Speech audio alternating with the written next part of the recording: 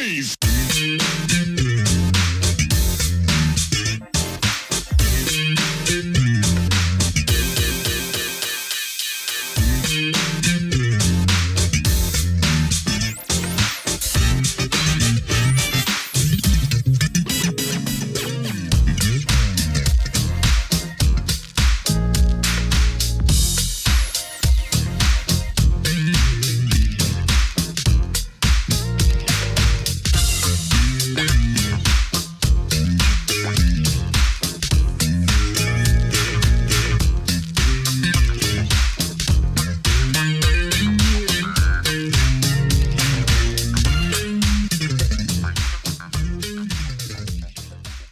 Welcome to another edition of Truth and Rhythm. This is the interview show that gets deep in the pocket with contemporary music's foremost masters of the groove. I am your host, Scott Dr. GX Goldfine. If you enjoy this programming, subscribe to the Funk and Stuff channel on YouTube, which is where Truth and Rhythm lives, and be an advocate by spreading the word among fellow funk, jazz, and R&B music lovers. Join Truth and Rhythm's membership program through Patreon. You can also submit a direct donation to the cause anytime at funkandstuff.net. At that site, you can also purchase the book Everything's on the One, The First Guide of Funk. Shop for official Truth and Rhythm and Funk and Stuff merchandise, and use the Amazon links for all of your online purchases, which allocates a percentage to this show. For those of you who go the extra step in supporting the show, you have my heartfelt gratitude for allowing us to continue to shine the light on those special artists whose quest is to find truth in rhythm. So in '86, Lonnie, you came back with a real acoustic jazz record with Make Someone Happy. What made you kind of change and kind of go back and revisit, some of the acoustic stuff? That was Bob. Bob would come with all these suggestions, and it worked because he said, in the beginning, that's all I did was straight ahead anyway. And so he said, well, why don't you just do that and let people know? Because the young kids, they had heard expansions and all that they weren't aware. And of course, one of my favorite upright bassists was Cecil McBee, because we did a lot of things with Pharoah and all that. An excellent drummer, Al Foster, but he just passed last week. And because Al and I were in the band with Miles Davis, Al was on drums then. So, but Al could play anything, the funk and straight ahead. And so we did the record, and so a lot of people loved it. A lot of the young kids that didn't realize, you could, just play straight ahead. Yeah, well, definitely went against, what a lot of people were doing then, because, they were doing the Quiet Storm, smooth jazz was big, and you came with the more traditional acoustic record on that one against. So that was, refreshing, I think, at that time. Oh, great. All right. And then later on with like Love Goddess, 1990, they paired you up with a lot of well-known people like Phyllis Hyman, Najee, Gene Carn, Norman Connors. You were working with a lot of stars on a record like that. Oh, really? I think even the Grover That's right. did something. Yeah. And that was this new company, I guess out of Baltimore. And so it was, you were trying something, but I think they kind of went out of business, and then so I did, because the people in the music business always say, well, the artist, you're always complaining, and so so I said, okay, let me take the next step. I'm gonna start my own record label, and I call it Loveland Records. And oh my goodness, Scott. Well, I guess you know more about it than I do. Boy, the music, you really start learning about how crazy the music industry is, and distribution, and oh man, I said, where did I get myself into? And but at least I tried. And so all those were learning experiences.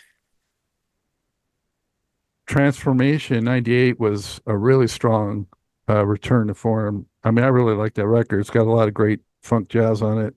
Angels of the Night, Nubian Nights, Space Princess, A Chance for Peace, Expansions, really good stuff. Right. Yeah, it was transformation. That was I guess that's a Loveland Records. I was trying to, but like I said, dealing with that section of the music industry and dealing with distribution and all that kind of stuff, you had to. And then I met a guy. I met him in London years and years ago. He had Blues and Soul magazine, which was really big over there, and he'd interview all the artists. John, what is John's last name? I forget. But then he came to America and started Ichiban Records. And so I said, well, I know John. But I said, John, will you do the distribution? But I didn't know, but John was having problems. And next thing I know, he filed for bankruptcy. So, like I said, that was a heck of a learning experience when you try to start your own record label. And so, but like you said, that you live and you learn. Well, I saw you connected with the Granger brothers that did Pockets back in the late 70s with Earth, Oh, Wind, and Fire, wow. and I've had them on my show.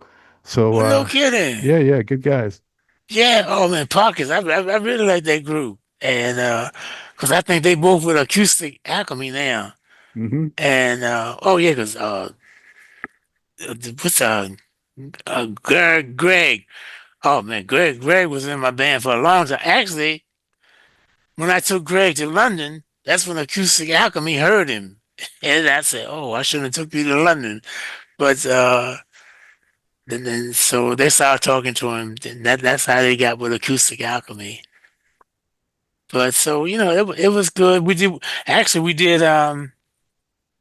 they had a studio and the house that Greg was living in, and so we did the record there, and so that was kind of nice.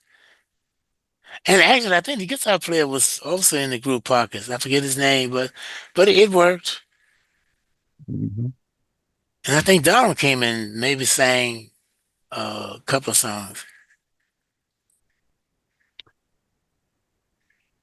Lonnie, when you're soloing, or improvising, what are some of the things that go through your mind? Sound. That's it. I mean, it's you listen to the sound, and and when you and people don't realize it might sound crazy, but when when you're really improvising, you don't know what's coming next. I mean, how you going to predict the future? And so I'm just listening to the sound, and sometimes you might do something, and and say, "Oh shoot!" And then that takes you in a whole another direction. Or else you listen to the bass player, to the drummer. If you have a guitar, you're listening to them, and one of them might do something and trigger something else. Uh, so it's mainly you just listen to everyone, listen and really listen to the sound. I mean, you can't be thinking about anything else. Shoot, I mean, you gotta be right there in the moment. For sure. But I was just wondering if maybe you saw colors or, any. Oh, that okay. When it okay when I was doing expansions or I'd be on stage back then because I was like I told you I was studying all that and Astro Projection because we that was a very famous uh, bookstore in New York called Wisner's and everybody would go there. You might see Train or any. They had all these books on everything from all over the world. And you talking about the universe and you talking about sound and color. And they were saying that when you are playing the notes and sound, you're supposed to be able to see colors and vice versa. Or when you see colors, you can hear sound. And so, and then I had, when I had the Fender Rose, I had somebody put a thing over the Fender Rose with all these rhinestones on it. So when the lights hit it, the lights would shoot out to the audience. So I mean, I was definitely trying to be cosmic, and and then I had little things I would wear, and there'd be rhinestones on it. So when the lights hit it, all these colors would go out while you performing, and so I guess I was just trying to manifest, the things I've been studying and trying to, make the world a better place for everyone. But like I said, it's easier said than done. Because right now, we got all these crazy wars going on, and so you just don't know what to say sometimes. Yeah, I'm sure back then you were like, man, I can't wait until we get deep into the 2000s and all these things are better. Right. That's that's what you were thinking. Well, at that time, I mean, were you to any extent into people like Sun Ra or like Parliament or, the space cosmic stuff that was going through with people like LaBelle and Oh um man, no uh Sun Ra. Oh, I was really into Sun Ra because the people don't realize because Sun Ra had a template of John Gilmore. Oh man, he was phenomenal because I even used John a couple of times. I think John he wanted.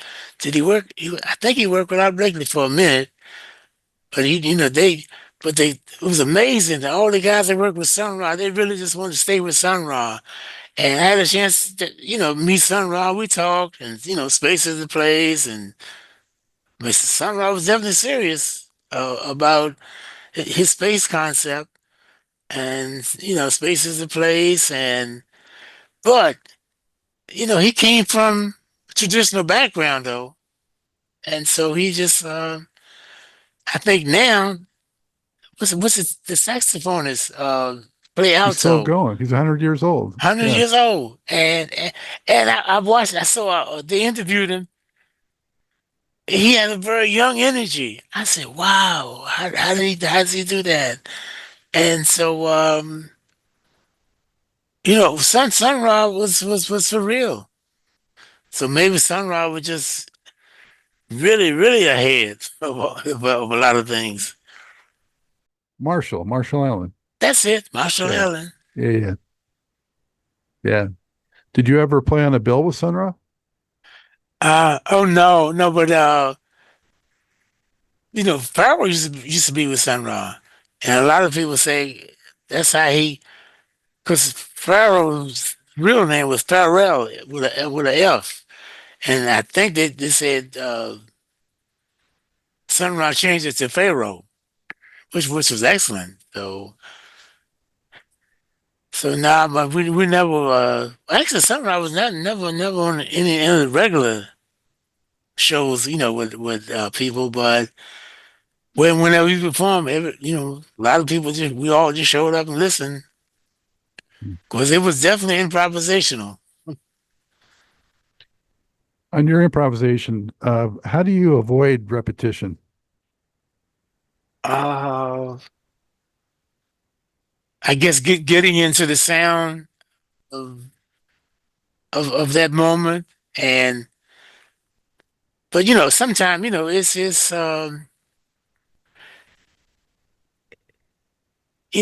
creativity is not maybe not as high every night as you would want it to be. That's one thing that when I was with Miles, I used to watch him, and because sometimes you don't feel like playing it, but you can't do it. You can't do it with Miles. Miles Davis, man, he was so candid and so honest about everything. If he didn't feel like playing, you know, he didn't go. I said, "Wow, this is amazing." But he was the only one that could get away with it because they said, "Well, Miles didn't feel like playing," and so, but you have to go through that. Then, so what happens is, I guess you gotta be careful because you be looking for something to pep you up, and alcohol or drugs or whatever. So you gotta be careful, but you might not feel as creative every night as you would like to. Well, sometimes repetition can be a good thing, if you resolve it in a certain way, Oh, right? okay. Sometimes you get discovery through, I think, repetition. Um, but it can also be sort of a trap. So yeah. Right, right. Oh yeah, because people don't realize a lot of groups, the average groups, some of them making uncountable money every night, but they kind of they playing the same thing every night. But a lot of that's, I guess, a lot of people, that's what they want. They want to hear the record and see you live, and I feel so like a lot of today's music that they forgot about changes. They just play like one part, it seems, through the whole piece. right. Yeah. I know. And then because I be telling young musicians, notes are not music. It's I mean, what you gonna do with the notes once you learn all the theory and the notes and everything, and then you listen to it. A lot of sometimes everyone has to develop their own sound, and like when you hear something, you say, "Oh, that's Miles, or that's Train," just by listening, and or you can tell by that style or that sound. But the day you listen to a lot of the radio, there's no, a lot of the records, they all sound the same, and you can't tell who's who. But it's working for them. Yeah. That's what's so fantastic back then. I mean, everyone had like their own signature. Ah, Um, that's it. you know, That's it. who were a couple of cats on the fusion side of it, in the 70s and the golden era of fusion that you were kind of like really paying attention to and you're like, man, they're doing something. Oh, I gotta think. On the fusion side, okay. Of course, you listen to. Well, one thing I just enjoy listening to music. Listen to everyone. Of course, you be listening to, like I said, Herbie. Herbie did some great things. With his group, Headhunters. Headhunters. Yep. Oh man, but see that bass player. Oh my Paul goodness. Jackson. Yeah. Oh boy, see that Paul was doing some very nice things, and so then who else was doing fusion? But it was different because Return to Forever, they weren't doing, it was different kind of fusion. And then John McLaughlin, he was doing a different kind of fusion. So who else was there? Well, Weather Report, George Duke. that's a good example. Well, Weather Report, they all were doing a different kind of fusion, but they all came out of Miles though. But people don't realize they're overlooking Tony Williams' Lifetime, and that's why Miles kind of got the idea, Bitches Brew, all that from Tony Williams' Lifetime, and people not giving Tony Williams the credit that he deserved. Tony Williams' Lifetime was before all that, and that was the beginning of it. So, and with Larry Young on organ, and was it John McLaughlin was there? Mm. I think that's when Miles heard John, and so people got to go back and listen to Tony Williams, and so Lifetime, but that was the beginning of Weather Report, Return to Forever, all that. So, and then at the same time, I'm listening to what's going on, Earth, Wind, and Fire. Just listen to all that, because back then, because everyone is saying the '70s might have been one of the most creative periods, in the history of music, because you had all these great things, great artists and different genres going on there back then, and so. Oh, then when did Asia come out? Was that the '70s? The group Asia or Right, the Steely the Dan record, album. the album. Are you I don't know. talking because there was a band Asia, there was also Asia by Steely Dan was an album. Yeah, Steely Dan. Who was that? When did they come out? Oh, I think that was probably like 78, something like that, or Yeah, that, 76. that they came out with Yeah. they came out with but look what they used. They had Wayne Shorter and so they had real musicians. So all this was going on. we're lucky to be able to experience the 70s for sure. Yeah. Um, Lonnie, how'd you feel about the rappers and hip hoppers, getting into your grooves and recreating their own thing with it? Yeah, that was interesting because they could come up with some great beats and rhythm tracks and so I really like Tupac and Biggie, and there was a rapper from Chicago I like because he rapped in double time. I can't think of his name right now because I looked him up the other night, and so I mean there was Tupac and Biggie. They really had something different, and and then when they sample your song, is that was that was a blessing to the artist that they sample.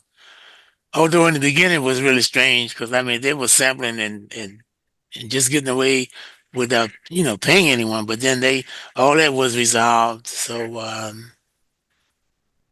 but they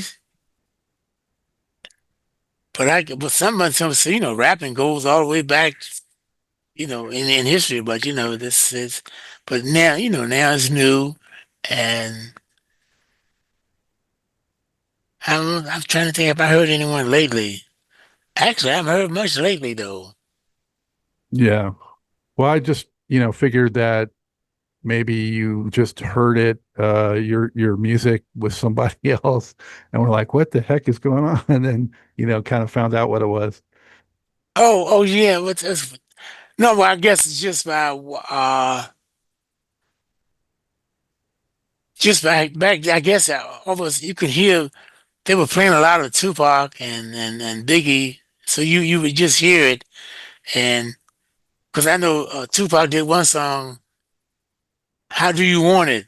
Oh man, the track it was mean, and then Jay-Z did a track, but I can never find it lately. It was with a big band, and he was on a video and on the water or something, but the track was fantastic. It was great. And then one track was a drummer really playing.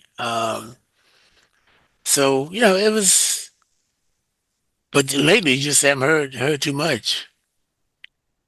Yeah, I'm more old school on the rap side, Right. Yeah. That's it. Uh, so the Jazz is Dead project, how did that come your way? And, tell us a little bit about that. Oh, Scott, that was interesting. And that was I'm back in LA again. But I get this call and they say, uh, but Drew is just sort of like the business manager. Adrian and the other they take care of the studio. So he said, man, we recorded Gary Boss, Gene Khan. He started naming different artists, Del Khan, and he said, we want to record you. I said, man, I don't know who Jazz is Dead is. I'm talking to myself, and I said, well, I got to go all the way to L.A.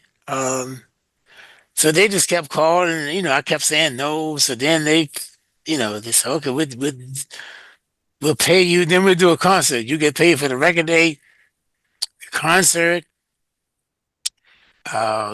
Business class ticket. Come on out, and we're gonna put a band together. Now they sent me a list of songs that I got to do on the concert. Scott, I hadn't played these songs since the '70s, and so I said, "Oh no!" So okay, so they put a band together for the concert. So then I go out and Adrian and them got a studio with all the '70s equipment in it, nothing but '70s equipment, and that's because that's what they wanted. And then they had Defender Rose. I hadn't played Defender Rose in years because Defender Rose that doesn't have the weighty keys. I think there's a new one that does. I would love to try it, but Okay, so we get out there, and I said, well, okay, so what's happening? So now I'm so used to, you bring in songs and blah, blah, blah. No, no. They said, we got these little ideas, and, we want you to develop them. And then when you leave, that's what they did with all the records. We're going to add things to it. I said, well, I'll be done. And so each song they had an idea, and they want me to develop it, and then we play. And so it was, you don't know what was the final results going to be because they're going to add things when you leave. But they had an excellent singer, though. And because he did the concert also. Um, the drummer I like, I think the group was called Catalyst. It's a nice young group. And they did arrangement on all these songs that I'd done in the past for the concert. And conga player was fantastic. So, like I said, I love bass players, drummers, and the conga players. That's you can't beat those. And so I did the record, and then we did the concert. But it was hard because I would record all day, and then after I finished recording, the band would come and I got to do rehearsal. I said, "Oh man!" And I said, "Y'all really working? Okay." So then the record came out, and I said, "Okay, this is a little bit different from what I've done in the past." But I get calls from London and do the interviews, and the people like it. So, but it was a different way of recording. I enjoyed it, Oh, good, good. Yeah. Did you do it before or after the pandemic? That's another good question, Scott, because that was just before the pandemic was. I mean, it was just before the pandemic. I figured just looking at the date, it was right in there because it was released in 2023. It was right, as things started picking up from the pandemic. So I figured But they they, probably, they, they had done it about a year before, though. yeah, that's what I was figuring. Yeah. But for those who don't know, Jazz's Dead, that project is headed up by the guys that used to be with Tribe Called Quest and Wu-Tang Clan. But Right. yeah, they love jazz. So, I mean, credit to them for help keeping it alive, real jazz. Oh well, you had to. Oh, you had to give him. 'Cause Adrian, he had stuff on me I'd forgotten about. He had a downbeat article. I mean, I'm talking from way back in the day. He gave to me, and I was in that. I said, "Wow." And okay, now it was amazing. They had this great studio in the back. In the middle, his wife had a great salon, but you keep going, and they would have a DJ in the window, playing records, and they had a record store. So all this was tied in, and something happened that I'd never experienced before. I walked in, they wanted to interview me, I think, and it was something to do with London and Giles Peterson. So I walked in and I heard this music. I said, "Man, that's beautiful." I said, "Who is that?" And everybody looked at me and started laughing. They said, "Lonnie, that's you." And it was a song I had done years ago called "Just Us Two," and I'd forgotten. But that was a great experience. To experience that and didn't realize it was me. I was just listening to the beauty of the song. It's volume 17 of their series. And Right. one track on there that I really like is, I hope I say it right, Fete, Oh, F-E-T. okay. Yeah, that one's funky for sure. Oh, okay. 2020. That's when we recorded it. That's right at the start of the pandemic. Yeah. Okay. That was it. I kept his text that he was telling me about. And oh Scott, I'm telling you, I mean, I was so happy to get home because I didn't know anything about the pandemic until I got home, and everything just going crazy, and people were talking about it, and then I was just blessed. A friend of mine called me. He said, "I bet you don't have a mask." I said, "What mask?" He just came home and bought me a whole bunch of masks for me and my wife. So I mean, I just said, okay, I'm gonna slow down. I'm not gonna fool with this pandemic. Yeah. So I'm guessing, like a lot of folks, that probably got you more up on social media and things like that because you were stuck at home more. Oh yeah, sure. That was social media, and that's fun because you know your fans send you all kinds of love and everything. So, Lonnie, as you look back right now, what's your favorite one or two projects, and by that I mean albums, that's in your catalog? Well, I guess you have to go with expansions because it just took off worldwide. Because RCA Records put it out, and then I get a call. They said, "Lonnie, you got to when the records it was on the charts. People from Europe, Japan, everybody called them. We want the record.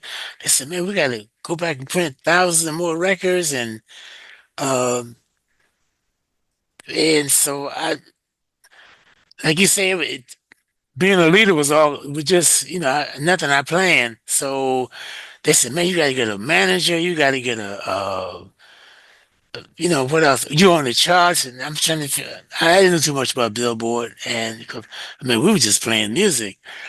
So I had to get a manager, and then you got to get a booking agent, and Well, you had to get legitimate. oh, good, okay, that's a good word. Yeah, you're right. So I just learned everything, step by step. What about, is there one project that you felt like should have gotten more recognition and more attention than it did? And you're like, hey, people, maybe go back and give it another listen.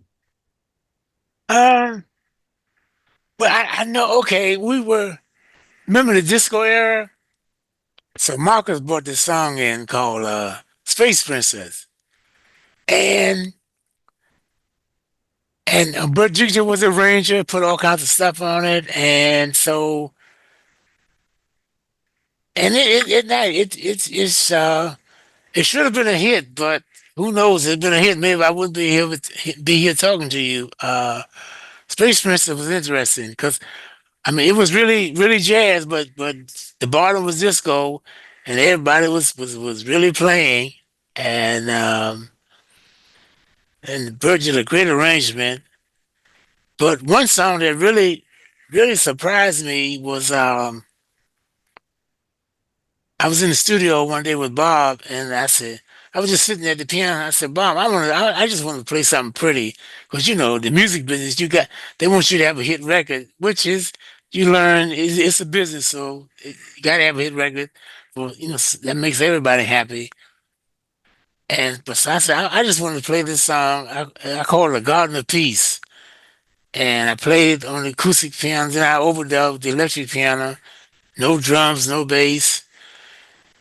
And years later, I'm talking about years later, now all the young kids, I mean, they love it. And all the rappers are sampling it. And so I asked the young kids, I said, why do y'all love this song? They said, it's just so peaceful. I said, oh, okay. So I guess everybody's looking for it. Well, what record is that one on? What album? Um, oh shoot. It's not on Loveland. I don't think it's on Love. What's another record? I can see the picture. Oh, it's a picture of me with I think an orange sweater on or something. Oh, Um, Orange Sweater, Dreams of Tomorrow. You have an orange sweater. okay, might be on that. Look, What's the title again? a Garden of Peace. A Garden of Peace. Yeah, Is- it's the last track on that album. So Dreams of Tomorrow, 1983. Right, that was it. I guess that's why I put the last track. I just want to play something pretty. So, And and just so, now, well, I just want to say so everyone knows, because you mentioned the Space Princess lead track on Exotic Mysteries from 78. oh right, oh no, they thought that was because Bert did tremendous arrangement, and Marcus laid down the funk, and so and then they had a middle section, drums and But it was it got a lot of great airplay. But like you said, if it had really taken off, who knows? But what might have happened? Donald could have become a disco star. Oh my goodness! Oh man, Down had that incredible voice. Wow. Um, what aside from expansions for your career wise, Lonnie, what are you most proud of accomplishing, would you say? Um, that even like you said, the music does sound fresh and eternal. And although I recorded a lot in the past, so that's what I wanted. And because a lot of songs, man, they might last what, a year or more, a year, and it's they're gone. Or they sound outdated or something. And but it's, I guess that's the main thing. Well, because I know when I work with Max and a lot of they didn't like the word jazz, but that's what they have labeled it. If you listen to some of those jazz records from the '60s and '70s, they sound like they were recorded and recently. Oh, listen to John Coltrane. Oh my goodness, they still have them caught up. And even Bird, you listen to Bird today, you say, wow. So you want, I guess, you want that music to be eternal. Oh, it's true. You listen to WC, Rebel, all of it. Sure, it sounds great. Yeah, because it's not like all about throwing all this trendy stuff. It's about, Right, the real music and the essence of it and right. real musicianship also, Oh, that's it. You're right. you know. Um, what are you currently up to, Lonnie? Well, Scott, like I said, I just really slowed down and was, traveling. You done did it all. You've been mostly all over Europe, and Australia. I really like Australia for some reason, but man, that's too far. Golly, Eh, it'd take you forever to get there. And Japan, I mean, they really love the music and been to certain parts of Africa. I mean, just basically all over. So just kind of just taking it easy and you know, you know, work, trying to stay on top of your health and everything. And because as you notice, a lot of musicians are leaving leaving the planet right now. So just trying to stay on top of the health wise, and so I don't know. You might get a miracle call from and say, we'll give you what whatever who golfs the money or something, and everything will be first class, and because I have to travel the world sometime by myself, so that's you don't want to do that anymore. Are you still, getting behind the keys Oh, and oh, you got to do that. I have no yeah. choice. I mean, you go in there and you just play, and sometimes you discover something, or song might you say, oh, ooh, that's interesting, and I stay on YouTube. Oh man, I just love that. Going back listening to all the different artists, Train, Miles, all of them, and just so I mean, just having that kind of fun. Yeah, YouTube is phenomenal for that kind of stuff. So Yeah. glad we have it now. Is there anything, in the vaults back there that you didn't release that maybe you'll see light of day or anything like that? Oh no, well, you have a lot of songs you haven't recorded, but so it's but in the vault, no, not because I never had a real studio, so like like Prince and all of them. But anything on those labels you were with that they didn't put out that could eventually come out, you think? Oh, that's interesting. I don't know because that's gonna be interesting because I know sometimes they'll put different things together. or collection, and but I noticed, just like when you go on YouTube, a lot of people have recorded things you didn't realize they were that especially live. You didn't realize that they were recording, and but I know there's some out there somewhere. Yeah, like Roy Ayers, for example, they found some stuff and they put it out in compilations, that stuff that, didn't make it to albums. And so I don't know, Oh, was that recent? a couple of years ago. Oh yeah, yeah. Yeah. Roy was amazing because he would do he would record, and he did a lot of extra recordings, and then a lot of times he a lot of things he took home. So that was Roy was very smart, when it came to business. So that was good. Outstanding. Well, I really appreciate you sharing your amazing career with us. Is there any message you'd like to share with the fans out there? Oh, I mean, no, I really love the fans, and I hope the music that manifested through me, brought a lot of joy to the world and my fans, and so I was just trying to make the planet Earth, a better place for everyone. But like I said, it's easier said than done. But you got to keep trying, because you don't want to end up, you know, being crazy, doing something crazy. So, but this is nice. You asked some interesting questions, so we'll see what happens. Yeah. Well, I just want to say, um, when you say you wanted to make the world a more beautiful place through music, mission definitely accomplished as far as that goes. So, on behalf of everyone that's going to watch and listen to this, thank you so much for all that joy and beautiful music you've brought to us through the years. All right, I appreciate that, Scott. All right. I hope you enjoyed this episode of Truth in Rhythm. A big thank you goes out to our guest as well as to you, the viewer and listener. Also, much gratitude to Pleasure for supplying the show's funky opening and closing music. As a reminder, you can always access the complete list of linked shows by episode at funkandstuff.net.